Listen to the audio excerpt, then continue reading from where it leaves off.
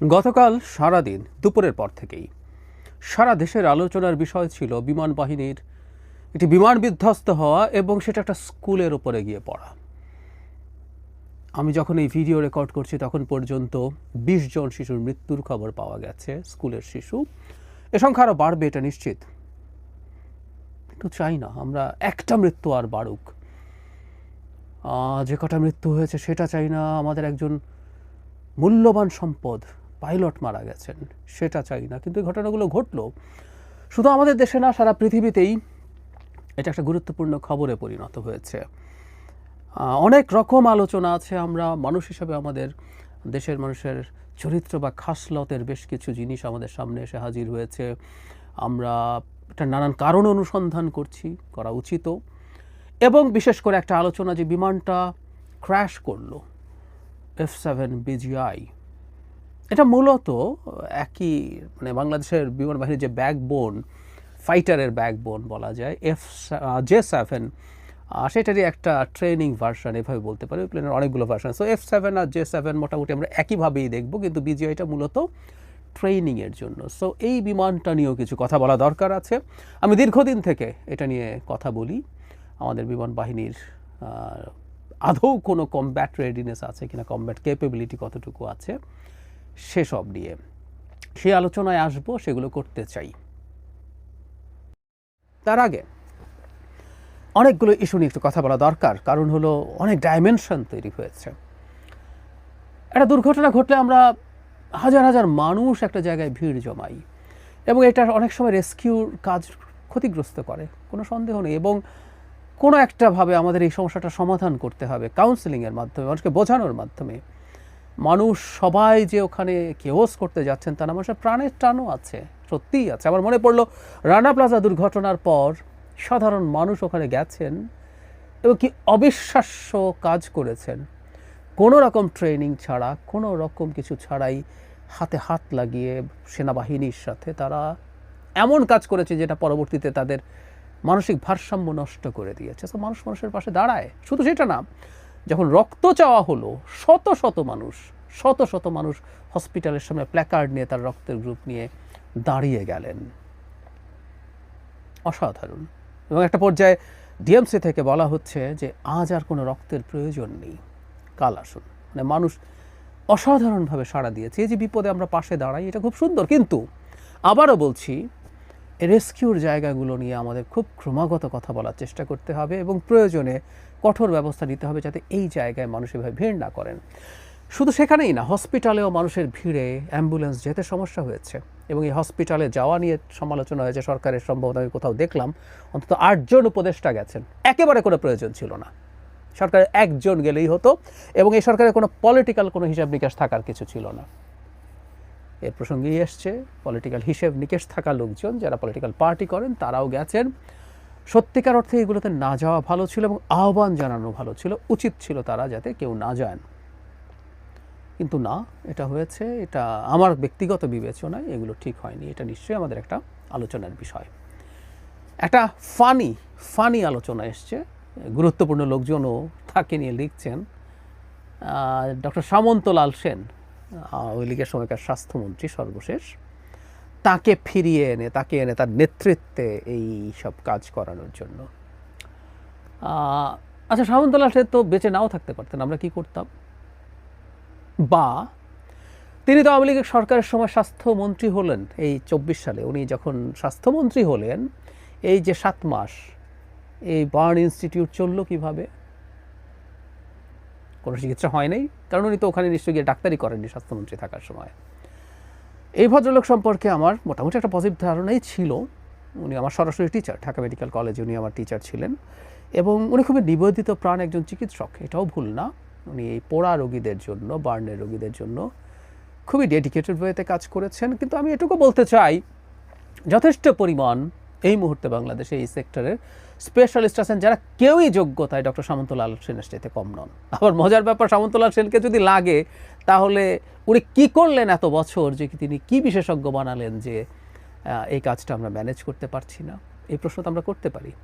যাই হোক, ওই সেই কেউ বলছেন উনি জেলে আছেন, অনেকে জানেনই না তিনি গ্রেফতার হননি, তিনি জেলে নেই। কী কারণে তিনি শেখ হাসিনার গার্বেজের পার্ট হতে গেলেন, এটা আমার কাছে সত্যিই খানিকটা বিস্ময়ের। এবং এই অভিযোগও তার বিরুদ্ধে আছে। যখন জুলাইয়ে গণ অভ্যুত্থান হচ্ছে, রোগীরা হসপিটালে যাচ্ছে, তখন স্বাস্থ্যমন্ত্রী হিসেবে তিনি হসপিটালগুলোকে তীব্র বাধা দিয়েছেন ভর্তি করা নিয়ে, লাশের সংখ্যা গোপন করার জন্য নির্দেশনা দিয়েছেন। তা যদি সত্য হয়ে থাকে, তা একটা মনস্টারে পরিণত হয়েছিলেন। কিন্তু এই সুযোগে আলাপ করছেন অনেকে, হাস্যকর আলাপ। সামন্তলাল সেনকে ছাড়া বাংলাদেশের বার্নের ট্রিটমেন্ট ইকুয়ালি চলবে, কোনো সন্দেহের কিছু নাই। সমস্যা অন্য জায়গায়, সেটা হলো এত রোগীর যখন চাপ তৈরি হয়, আমাদের আইসিইউ সহ অন্যান্য সাপোর্ট আমরা অ্যাডিকুয়েটলি দিতে পারবো কিনা, সেটা একটা প্রশ্ন। আর যারা মনে করছেন আমাদের সুবিধার অভাবে আমরা বাঁচাতে পারবো না নাকি, তাদেরকে একটু জানিয়ে রাখি খুব বেসিক একটা মেডিকেল নলেজ। আমাদের চিকিৎসায় সমস্যা আছে, চিকিৎসকের অপ্রতুলতা আছে, সরঞ্জামের অভাব আছে, কিন্তু এটা নিশ্চিত থাকুন যে কেউ চাইলে খোঁজ নিতে পারেন। বার্নের কিছু পেশেন্টের প্রাথমিক অ্যাসেসমেন্টের পর আসলে বলে দেয়া যায় এই পেশেন্ট বাঁচবে না। সত্যি একটা গ্রেডিং করা যায়। তো আমি ধারণা করি এখানে যারা ভর্তি হয়েছেন সংখ্যাটা অনেক, এর মধ্যে আরও অনেকে মারা যাবেন। এবং এরা শিশু, এদের এই ধকল সহ্য করার, বার্নের ধকল সহ্য করার খুবই খুবই কঠিন, খুবই টাফ। সংখ্যাটা অনেক বাড়বে। আর একটা ব্যাপার একটু টাচ করতে চাই, আমরা এখন সব কিছুকে আমরা আমাদের লাইক শেয়ার ভিউর পণ্যে পরিণত করছি। একটা ভিডিওর কথা কেউ কেউ বলছিলেন, একটা শিশু তার পোড়া শরীর নিয়ে, তার শরীর পুড়ে গেছে, সে হাঁটছে, ওটা ভিডিও করছে লোকজন, সেটা ছেড়েছে। যেমন ফেসবুকে লিখলো, আমি সব ভিডিও দেখতে পারি না, আমি নিতে পারি না, যদিও আমি এসব রোগী অনেক দেখেছি, আমি ক্যাজুয়ালিটিতে প্রচুর আহত মানুষ দেখেছি, আমি এই জিনিসগুলো নিতে পারিনি, আমি দেখতে চাইনি। কিন্তু সামহাও ওই ভিডিওটা দিতে দিতে সামহাও আমার সামনে আসলো এবং এটা চলতে শুরু করলো, 1-2 সেকেন্ড দেখে আমি আর নিতে পারিনি। আমরা মনস্টারে পরিণত হচ্ছে কিনা কোথাও, এই আলাপটাও করা দরকার আছে। এটুকু একটা শিশু পোড়া শরীরে দুর্ঘটনাস্থল থেকে বেরিয়ে হাঁটছে, কেউ তাকে ধরছে না, কেউ কেউ ভিডিও করছে। হয়তো এগুলো আমাদের এখনকার নিউ নর্মাল, কিন্তু আমার মনে হয় না সব দেশেই কি এরকম করে, এরকম হবে, আমার মনে হয় না। যাই হোক, এবার আমাদের দুর্ঘটনার কারণ কি এবং আমরা আসলে কি করব সামনে, সেটা নিয়ে কথা বলা দরকার। আমরা জানি যে এটা আসলে একজন পাইলটের স্বপ্ন পূরণের দিন ছিল। স্বপ্ন পূরণের দিন মানে হচ্ছে তার পাইলটের ট্রেনিংয়ের পর যখন তিনি অ্যাসিস্টেড ট্রেনিং করছিলেন 2 সিটার একটা ফাইটারের ট্রেইনারে, পেছনে একজন ট্রেইনড পাইলটকে নিয়ে, সেটার পর যখন তিনি সম্পূর্ণ কম্পিটেন্ট বলে মনে করবেন তার ট্রেইনার, তখন তিনি একটা একা উড়বেন। সেই দিনটাই ছিল এটা, যেদিন তিনি একা উড়বেন এবং প্রমাণ হবে তিনি আসলে সত্যিকারেরই একজন ফাইটার পাইলট হয়ে উঠছেন। সেদিনটাতে এটা ক্র্যাশ করলো। এরপরও টু সাম এক্সটেন্ট এটা একটা ট্রেনিং ফ্লাইট, কারণ হলো ফাইটারটাও আসলে ট্রেনিং ফাইটার। F-7 BGI এটা মূলত ট্রেনিংয়ের জন্য করা হয়। এরপর তিনি F-7 যেগুলো কমব্যাট F-7 মানে যেগুলো যুদ্ধের জন্য উপযোগী, যদিও এসব প্লেন যুদ্ধের জন্য কতটুকু উপযোগী, কী উপযোগী, এই প্রশ্ন দীর্ঘদিন থেকে আমি করছি। আমরা কোন সময়কার পৃথিবীতে কখন এসে বসে আছি, সেই আলাপগুলো যদি করব। তো সেই সময় এটা ক্র্যাশ করলো, তার মানে একটা ট্রেনিং ফ্লাইটই আসলে এটা। এই আলাপ আছে এবং এটা জেনুইনলি আছে যে ধরনের একটা ট্রেনিং ফ্লাইট কোথায় পরিচালনা করতে হবে, এই শহরের মধ্যে এভাবে ট্রেনিং ফ্লাইট পরিচালনা করা হবে কি না। এই আলাপও আমরা করতে পারি আসলে শহরের মধ্যে এরকম একটা রানওয়ে আছে যেখানে ফাইটার নামছে, সেই আলাপগুলো তো থাকা দরকার আছে, সত্যিকার অর্থেই আছে। একই সাথে একটা কথা একটু অফ টপিক, আমি আবার এই জায়গায় আসবো, আমি খুব গুছিয়ে আসলে লিখে বসি না, তাই হঠাৎ হঠাৎ যেটা মাথায় আসে সেটাই বলি। আমাদের দুর্ভাগ্য হচ্ছে প্লেনটা টেক অফের সময় ক্র্যাশ করেছে। এটা যদি ল্যান্ডিংয়ের সময় ক্র্যাশ করতো তাহলে আমাদের এই ক্ষতিটা এতটা হয়তো হতো না, কারণ মূলত বার্নে ঘটনা ঘটছে, প্লেনটা পড়লো। ইনফ্যাক্ট ফাইটার যদি ইম্প্যাক্ট করতো, আগুন না ধরলে আসলে খুব বেশি হতাহত হতো না। ফাইটার একটা খুবই ছোট বিমান, ভারতে মেডিকেলের ওপরে যেটা পড়েছিল বিরাট একটা বিমান, বোয়িং 787, সেই তুলনায় এগুলো একেবারেই ক্ষুদ্র, কিছুই না। কিন্তু আগুন লেগে গেছে, যখন টেক অফ করে তখন কিন্তু যে কোনো প্লেনের মানে ট্যাঙ্কগুলো সব জ্বালানিতে পরিপূর্ণ থাকে, সো জ্বালানি ছড়িয়ে গেছে এবং মুহূর্তে আগুন ছড়িয়ে গেছে। যখন সে ঘুরে আসতো তার ফুয়েল অনেক কম থাকতো এবং এই আগুন এতটা হতে পারতো না। এটা আমাদের একটা দুর্ভাগ্যের জায়গা। যাই হোক, পাইলটকে নিয়ে অনেক আলাপ আলোচনা হচ্ছে, তিনি ইজেক্ট করেননি। আমরা যারা জানি না তাদের উদ্দেশ্যে বলি, ফাইটারগুলোতে এক ধরনের ইজেকশন সিট থাকে, যেটা নিচে এক ধরনের রকেট বুস্টার থাকে, চাইলে সুইচ টেপা হলে এটা যে ক্যানোপি আছে প্লেনের পরে যে মানে স্বচ্ছ অংশটা, ওটা ভেঙে পাইলট বেরিয়ে আসেন, পরে প্যারাশুট দিয়ে নামেন। কখন ইজেক্ট করবেন বা আদৌ করবেন কি না, কীভাবে করবেন, এটা একটা ডিবেটের জায়গা। কারণ একজন পাইলট আসলে এই ডিসিশন নেওয়া সোজা না, তিনি কখন ইজেক্ট করবেন। অনেক আগে যদি ইজেক্ট করে প্লেনটা একদম আনকন্ট্রোলড হয়ে যাবে। পাইলট চিন্তা করতে পারেন এটা একটা রাষ্ট্রের সম্পদ, আমি এটাকে যতটুকু সম্ভব চেষ্টা করি রক্ষা করার, অথবা শেষ পর্যন্ত অন্তত চেষ্টা করি আমি এটাকে এমন জায়গায় নিয়ে যেতে যেখানে আমি মারা যাচ্ছি, কিন্তু এমন জায়গায় এটা ফাইটারটা বা প্লেনটা পড়ুক যে আলটিমেটলি নিচে থাকা মানুষের ক্ষয়ক্ষতি কম হবে। সো পাইলট সম্ভবত ইজেক্ট করেননি, আমি যতদূর দেখলাম, বা শেষ মুহূর্তে চেষ্টা করে আর পারেননি কিনা জানি না।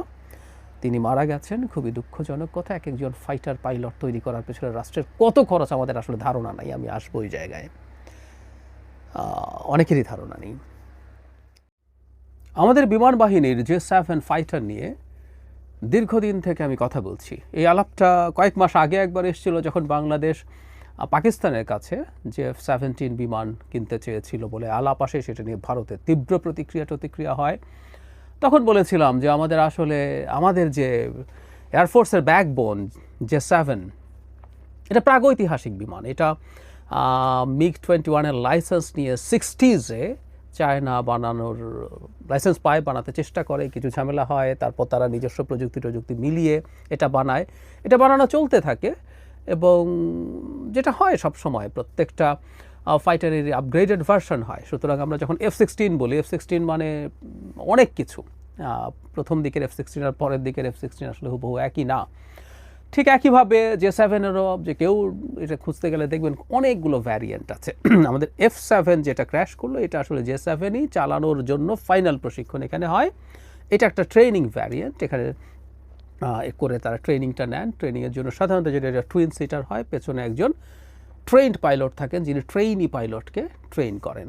তো তখন আলাপ করছিলাম যে আমরা J-17 যদি F-17 যদি পাকিস্তান থেকে কেন কিনবো না, আমার স্ট্র্যাটেজিক সভারেন্টি লাগবে, ওটার মান কেমন আমরা যাচাই বাছাই করবো।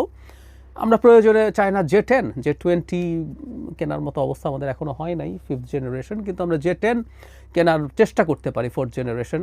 এটা আমাদের করতে হবে আসলে। শুধু তাই না, আমরা অন্যান্য জায়গা থেকে আমাদের সোর্সিং করার চেষ্টা করতে পারি। হয়তো ইউরোপিয়ান যেগুলো টপ ফাইটার্স আছে, রাফাল অথবা ইউরোফাইটার টাইফুন, বা আমেরিকান, তো এখন F-35 বিক্রি করে আমাদের কাছে করবে কি না, ওই যে বলেছি আমেরিকার ইকুইপমেন্ট কেনার জন্য তাদের সাথে জিসোমিয়া চুক্তি সাইন করতে হয়, অনেকগুলো ইস্যুজ আছে। অবশ্য ট্রাম্প এখন বেচতে চায় অনেক কিছুই। তো যে কথাটা বলছিলাম, আমেরিকান ইভেন F-16ও যদি আমরা কেনার চিন্তা করি, সেটাও অনেক এক্সপেন্সিভ তুলনামূলকভাবে। ইউরোপেরই